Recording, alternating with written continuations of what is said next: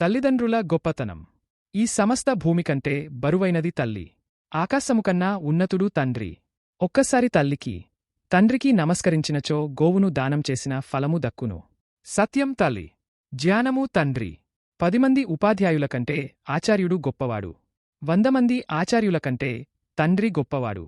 ఆ తండ్రి కంటే 1000 రెట్లు గొప్పది జన్మనిచ్చిన తల్లి. వారికి సేవ చేస్తే 6 సార్లు భూప్రదక్షిణ చేసిన ఫలము, 1000 సార్లు కాశీయాత్ర చేసిన ఫలము, 100 సార్లు సముద్ర స్నానము చేసిన ఫలము దక్కుతాయి.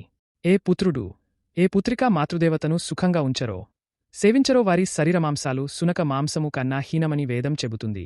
ఎంతటి శాపానికైనా నివృత్తి ఉంది. కన్నతల్లి కంటనీరు తెప్పించితే దానికి 1,00,000 గోవులు దానమిచ్చినా, 1000కి పైగా అశ్వమేధయాగాలు చేసినా పోదు. తను చెడి బిడ్డలని చెడగొట్టిన తండ్రిని అసహ్యించుకున్నా తప్పులేదు. చెడు నడతతో ఉన్న తల్లిని నిరాదరించినా అది తప్పేనని ధర్మశాస్త్రము చెప్తోంది. తల్లిని మించిన దైవం లేదు.